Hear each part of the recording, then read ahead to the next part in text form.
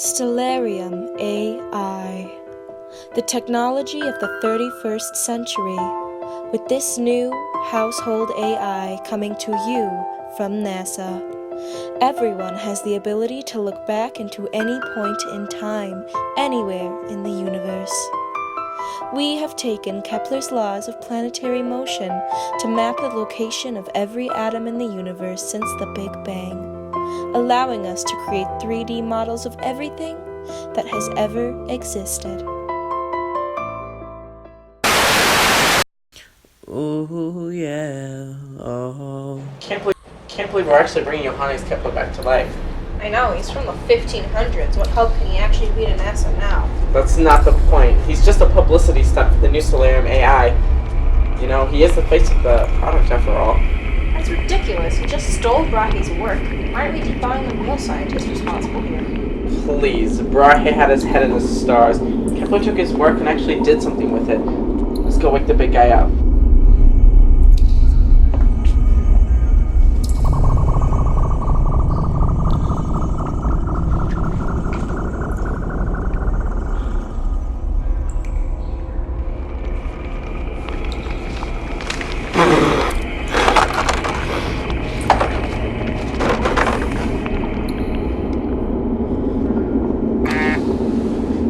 Here, drink this. It's been a while.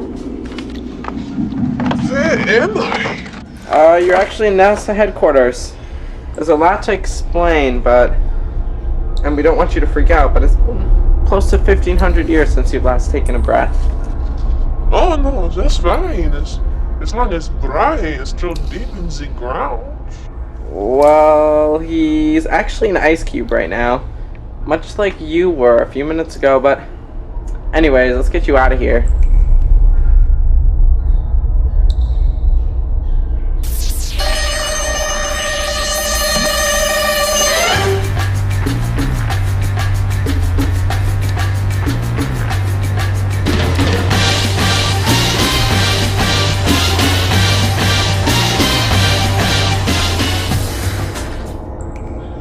Brahe, asleep in your chamber, I see.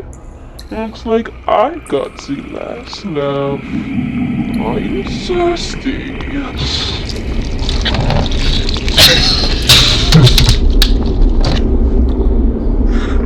See you later, alligator.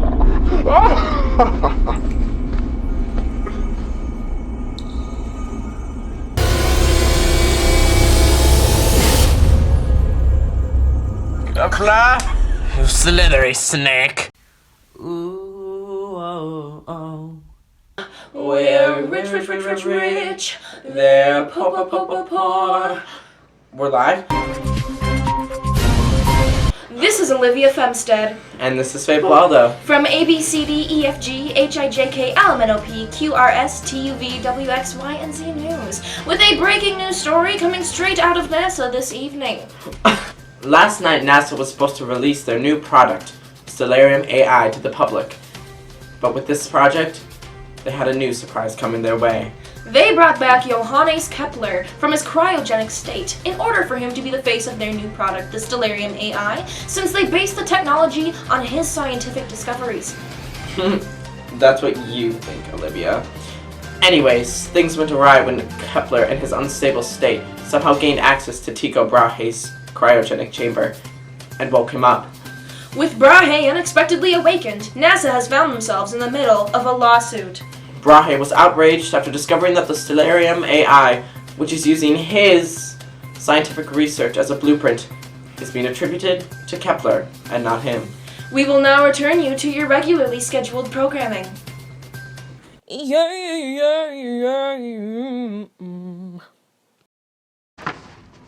Who's defending Brahe? I'm not sure.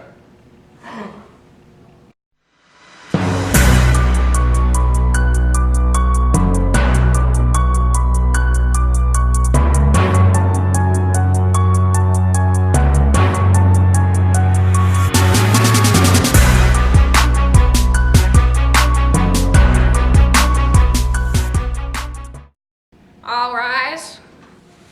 Okay. Today, Tycho Brahe is suing Johannes Kepler for claiming Brahe's scientific accomplishments as his own and subsequently taking credit for the discoveries that are known today as Kepler's laws of planetary motion. These laws are the basis for NASA's new multi-million-dollar franchise, the Stellarium AI. Brahe wants all profits from the Stellarium that would originally be going to Kepler to go to him. He also wants Kepler to be sent back into the cryogenic state instead of himself. The plaintiff will begin their opening statement.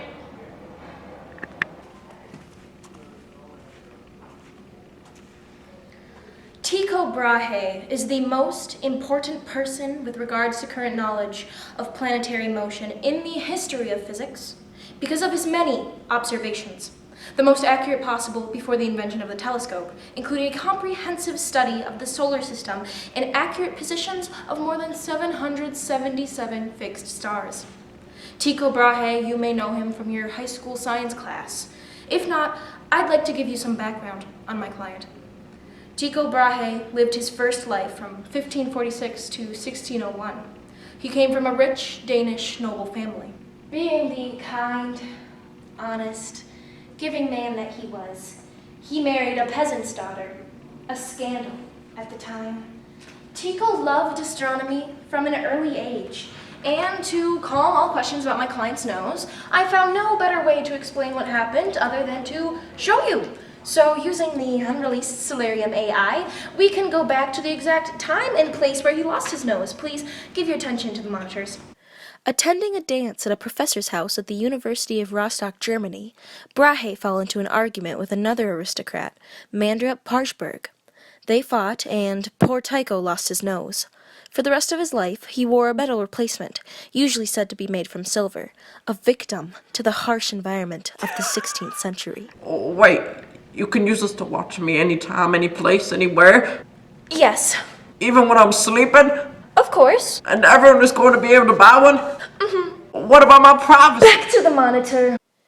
In November of 1572, Brahe was walking home from his uncle's chemistry laboratory and noticed a new star shining brightly in the constellation Cassiopeia. We now know, of course, that this was a supernova, a massive star that reached the end of its fuel supply and exploded. But at the time, Aristotle's astronomy said that nothing in the heavens really changed. Things like comets or falling stars and such were really just clouds or storms, weather happening in the Earth's air. But Tycho knew that the star he saw that night was indeed a change, and he proved that the star was too far away for Aristotle to be correct. And monitor. The next year, he published a book, De Stella Nova, which reported his observations. Our modern word nova comes from Tycho's book title. Any nova is a star which shines more brightly than usual for some stretch of time. The star might be too dim to see until it goes nova, at least without a good telescope. Brahe dedicated his life and considerable resources to recording planetary positions 10 times more accurately than the best previous work. He built vast instruments to get accurate sightings of the stars using multiple timekeepers and clocks. He achieved his goal of measuring celestial bodies to 1 minute of arc. For those who are unfamiliar, a minute of arc is a unit of angular measurement equal to 1/60th of 1 degree. This was a tremendous feat before the invention of the telescope. His aim was to confirm his own picture of the universe, which was that the Earth was at rest, the sun went around the Earth, and the planets all went around the sun, an intermediate picture between Ptolemy and Copernicus. While my client's theory may have been wrong, he is the one who single-handedly mapped the universe. He laid the basis for planetary research. That was Brahe's successful life up until he met Kepler. Thank you. The defendant's attorney will now give their opening statement. Judge Slamstead, the jury, you all are here today to learn the truth of the discovery and creation of the laws of planetary motion. My client, coming from a cruel, savage, and rugged background with a mercenary as a father and a mother tried for witchcraft, and the icing on the harsh cake that he called life from 1571 to 1630, he was a very sickly child. Kepler, unlike Brahe, believed in Copernicus's idea of how the solar system functioned, with the planets revolving around the sun, and as you know, heliocentrism is correct. Now, I also brought Stellarium AI with me today. Please focus your attention to my monitor.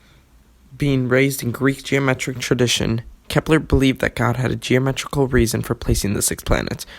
We aren't all perfect.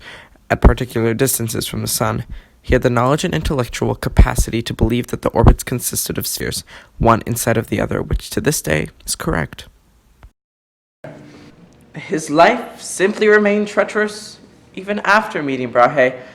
Monitor! In 1612, Lutherans were forced out of Prague, so Kepler moved on to Linz. His wife and 2 sons had recently died. He remarried happily, but had many personal and financial troubles. 2 infant daughters died, and Kepler had to return to Württemberg, where he successfully defended his mother against charges of witchcraft. And that is all.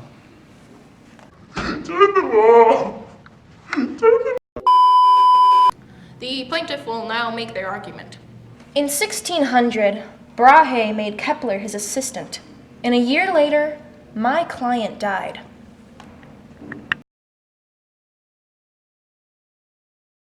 It is rumored that Brahe was poisoned using mercury. Since mercury is claimed to have been found in his tomb, which was examined on the 300th anniversary of his death.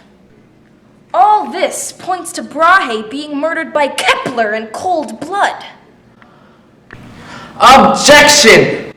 With the help of the Stellarium AI, we have proven Brahe's cause of death, and it was P-related. Monitor! No! Monitor! My investigations prove that it was indeed a P-related death. Having drank too much and being too pig-headed, he refused to use common sense and his bladder ruptured. That is all, Your Honor. As I was saying, after Brahe's death, Kepler took all of Brahe's hard work for himself, without any right to do so. Brahe's observations were accurate enough for Kepler to recognize that the planets moved in elliptical orbits. Kepler put Brahe's data into words and believed he had done it all on his own. Kepler then created his most famous of plagiarisms, Kepler's laws of planetary motion, which state,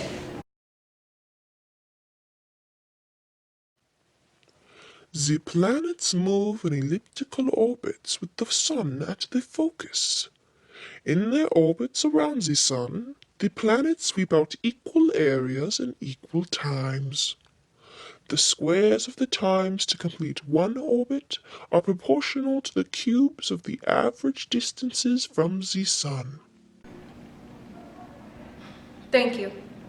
The defendant will now present their rebuttal. As an assistant to a man subject to death by natural cause, Kepler simply wished only to continue Brahe's works, borrowing his notes, maps, and journals, and even though his family didn't want that to happen, what did they know about astronomy? Objection! Overruled. They would just examine the data not knowing what it meant, just as it had been before Brahe died. Then working 9 fruitful years with the knowledge only an intellectual could understand, he developed the laws of planetary motion on his own. These laws that were developed were then used and studied by the one and only Sir Isaac Newton to establish the law of universal gravitation. Thank you. The plaintiff will now present their concluding statement. I don't need this. Brahe deserves the recognition for the planetary laws of motion. He spent his life mapping the stars. And without them, Kepler wouldn't have been able to discover anything. They blatantly drew what is happening around us. And they are responsible for what we now call Kepler's law. These laws have improved the quality of life for society. On a pressing level, astronomy helps us study how to prolong the survival of our species. Mapping the movement of all of the objects in our solar system allows us to predict the potential threats to our planet from space. These laws have helped all astronomers from then until now understand and describe planetary motion, leading to a cataclysmic awakening for astronomical science. They also have an impact on the environment. For example, it's critical to study the sun's influence on Earth's climate and how it will affect weather, water levels, and the like. Only the study of the sun and other stars can help us to understand these processes in their entirety. But these laws reach even farther. They have impacted our technology. These laws are the scientific basis for technology such as the Stellarium program. Different from the AI I have brought today, the Stellarium program, which actually exists in the 21st century, is a three-dimensional map of the stars, which allows us to look at the universe in the past, present, and future. The scientific feats achieved through their work is what we here at NASA needed in order to conduct the Apollo 11 expedition. In fact, it laid the basis for everything we do here at NASA. The impact on the economy is also immeasurable. If Brahe had never turned his eye to the sky and Kepler had never disproved what we originally thought composed the heavens, then we would simply not have any of the technological devices which followed upon the heels of the rise of modern science. The Industrial Revolution would have never occurred, and we'd still be in the Middle Ages economically. That was beautiful. Really, Lydia. She's done a fabulous job highlighting the impacts that may, I repeat, Kepler's laws have had on the world today. While Brahe may have spent his time gazing at the stars, Kepler borrowed his data and used his ingenious mind to actually do something with it. Once again, my client has shown great intellect by also suggesting that the moon had effects on the tides, as well as many other discoveries. By the way, wasn't there a Kepler mission in March of 2009 to honor his contributions to the astronomical community? Not a Brahe mission. Monitor? T-minus 10, 9, 8, 7, 6, 5, 4, 3, 2, engine start, 1, 0, and liftoff of the Delta II rocket with Kepler on a search for planets in some way like our own. Yes, there was. You may now exit the room while the jury decides the verdict.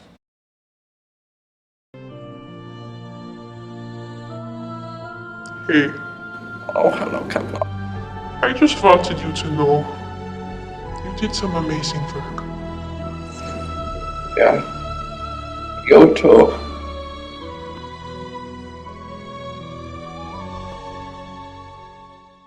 Whoa. Order! We, the jury, find the defendant